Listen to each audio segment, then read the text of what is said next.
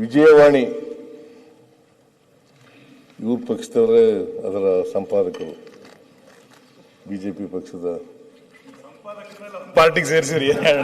ನಿಮ್ಮ ಪಾರ್ಟಿಯ ಸಂಪಾದಕರು ಅಂತಂದ್ರೆ ನಿಮ್ಮ ಪಾರ್ಟಿಯವರು ಅಲ್ವಾ ಅವರು? ಯಾರು? ಸಂಕೇಶ್ವರ್ ನಿಮ್ಮ ಪಾರ್ಟಿಯವರು ಅಲ್ವಾ?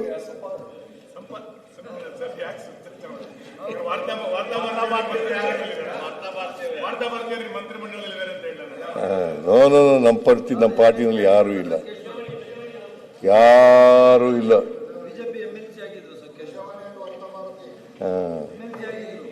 MP ಆಗಿದ್ರು, ವಿಧಾನ ಪರಿಷತ್ನಲ್ಲಿದ್ರು, MP ನೂ ಆಗಿದ್ರು. ರಾಹುಲ್ ಗಾಂಧಿ ಅವರು ನ್ಯಾಷನಲ್ ಹೆರಾಲ್ಡ್ ಎಡಿಟರ್. ಹೌದು, ಎಡಿಟರ್ ಅಲ್ಲ, ಒನ್ ಆಫ್ ದಿ ಮೆಂಬರ್ಸ್ ಅಷ್ಟೇ. ಸಂಕೇಶ್ವರ್ ಅವರು ಅದೇ ಟೈಪ್. ಆಯ್ತಪ್ಪ, ನಾನು ಬೇಡ ಇಲ್ಲ ಅಂತ ಅವ್ರ ಮೇಲೆ ಅಲಿಗೇಷನ್ ಏನು ಮಾಡ್ಲಿಲ್ವಲ್ಲ, ನಾನು ಮಾಡದ್ನ ಬೆಲ್ಲದ್ ಮಾಡದ್ನೇನ್ರಿ? ಮಾಡಿಲ್ಲ, ಇಲ್ಲಿವರೆಗೂ ಮಾಡಿಲ್ಲ, ಮುಂದೆನೂ ಮಾಡಲ್ಲ. ಸುಮ್ಮನೆ ಅಲಿಗೇಷನ್ ಮಾಡಲ್ಲ. Unless there is a document, only through documents will make allegations. Otherwise ಸುಮ್ಮನೆ ಮಾಡಕ್ ಹೋಗಲ್ಲ ನಾನು ಅಲಿಗೇಷನ್. ವಿಜಯವಾಣಿ ಅವರು ಏನಂತ ಹೇಳಿದ್ದಾರೆ, ಸಂವಿಧಾನದ 176ನೇ ವಿಧಿ ಪ್ರಕಾರ, ಸಂವಿಧಾನದ 176ನೇ ವಿಧಿ ಪ್ರಕಾರ ರಾಜ್ಯ ಸರ್ಕಾರ ಸಿದ್ಧಪಡಿಸಿರುವ ಭಾಷಣವನ್ನು ರಾಜ್ಯಪಾಲರು ಪೂರ್ಣವಾಗಿ ಓದುವುದು ಕಡ್ಡಾಯ. ಸರ್, ಬೇರೆಯವ್ರದೆಲ್ಲ ಹೆಡ್ಲೈನ್ ಹೇಳಿದ್ರಿ, ವಿಜಯವಾಣಿ ಹೆಡ್ಲೈನ್ ಯಾಕೆ ಹೇಳಲಿಲ್ಲ? ವಿಜಯವಾಣಿದು ಹೆಡ್ಲೈನ್ ಹೇಳ್ಬೇಕಲ್ಲ. ಬೇರೆಯವ್ರದೆಲ್ಲ ಆಯ್ತಪ್ಪ, ನಿನ್ನ ಹತ್ರ ಇದ್ರೆ ಹೇಳು. ವಿಜಯವಾಣಿ ಹೆಡ್ಲೈನ್ ಎಡಿಟೋರಿಯಲ್, ಇದು ಹೆಡ್ಲೈನ್ ಅಲ್ಲ. ಆಯ್ತು, ಎಡಿಟೋರಿಯಲ್ ಬೇರೆ. ಇದು ವಂದನೆಯೋ ಖಂಡನೆಯೋ? ವಿಜಯವಾಣಿ ಹೆಡ್ಲೈನ್ ಏನಿತ್ತು? ಆಯ್ತಪ್ಪ, ಕೂತ್ಕೊ. ವಂದನೆಯೋ ಖಂಡನೆಯೋ? ಅದು ಎಡಿಟೋರಿಯಲ್ ಓದ್ತಾ ಇರೋದು ನಾನು. ಅದು 23rd please read the editorial. ನಾನ್ ಬರ್ದಿರೋದಲ್ಲ, ವಿಜಯವಾಣಿಯವ್ರು ಬರ್ದಿರೋದಪ್ಪ, ನಂದಲ್ಲ ಇದು, ನನ್ನ ಹೇಳಿಕೆನೂ ಅಲ್ಲ. ವಿಜಯವಾಣಿಯವರು ಬರೆದಿರ್ತಕ್ಕಂಥ ಎಡಿಟೋರಿಯಲ್.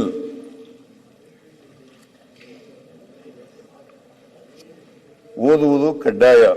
ರಾಜ್ಯಪಾಲರು ಸಾಂವಿಧಾನಿಕ ಹುದ್ದೆಗಿಂತಲೂ ಹೆಚ್ಚಾಗಿ ರಾಜಕೀಯ ಏಜೆಂಟ್ರಂತೆ ವರ್ತಿಸುವುದೇ ಎಲ್ಲ ಅಹಿತಕರ ವಿದ್ಯಮಾನಗಳಿಗೆ ಕಾರಣವಾಗಿದೆ.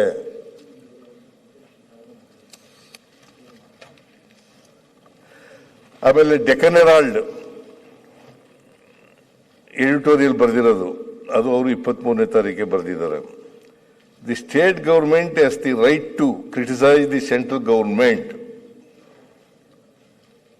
The state government has the right to criticise the central government and the governor has no authority to disapprove of this criticism.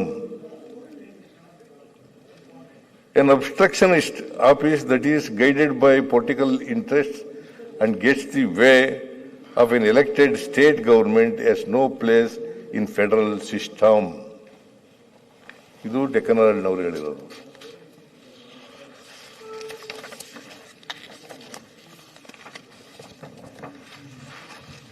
ಆಮೇಲೆ ಇಂಡಿಯನ್ ಎಕ್ಸ್ಪ್ರೆಸ್ನವರು, ಕನ್ನಡಪ್ರಭದ್ದು ಇತ್ತಲ್ಲ, ಅದು ಬೇರೆ ಬೇರೆ.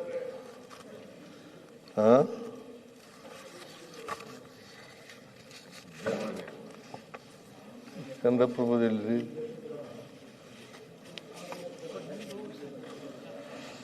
ಇಂಡಿಯನ್ ಎಕ್ಸ್ಪ್ರೆಸ್ದು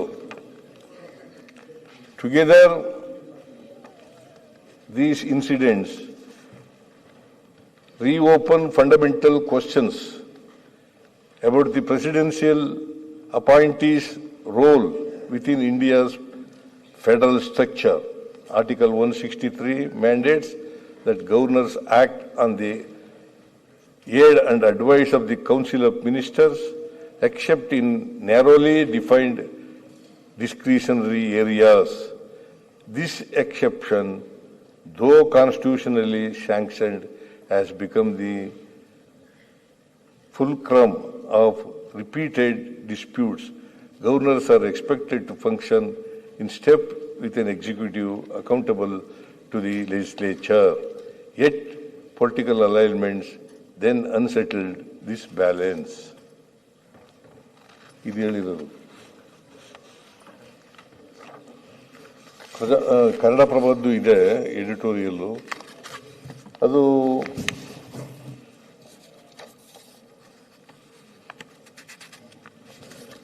ಇವರು ಯಾರು ಕೂಡ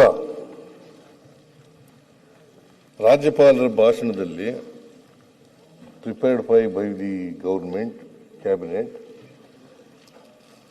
ಅಸಂವಿಧಾನಿಕವಾದಂಥ ಪದಗಳಿಲ್ಲ ಅಂತ ಹೇಳಿಲ್ಲ, ಪದಗಳಿದ್ದಾವೆ ಅಂತ ಹೇಳಿಲ್ಲ. ಅಸಂವಿಧಾನಿಕವಾದಂಥ ಪದಗಳು ಈ ಭಾಷಣದಲ್ಲಿದ್ದಾವೆ ಅಂತ ಹೇಳಿಲ್ಲ. ಓಲಿ ಒಂದಾದರೂ ಇತ್ತ ಅಲ್ಲಿ ಇರಲಿಲ್ಲ.